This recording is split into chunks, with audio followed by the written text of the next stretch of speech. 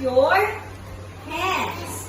Okay, where you can brush your teeth. It's like that. You call it a bathroom. This one.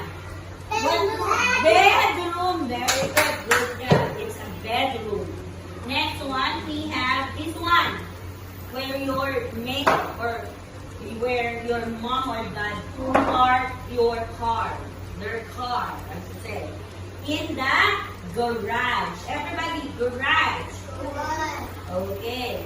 It's a bathroom and bathroom. Yes. Okay, you can have the pen.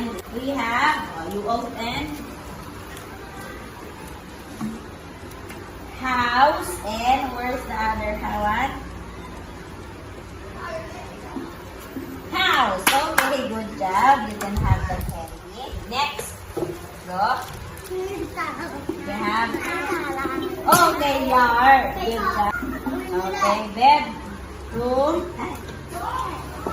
And bedroom. Okay, good job. We have kitchen. Where's the other kitchen? Oh, very good kitchen. And next, we have the living room and living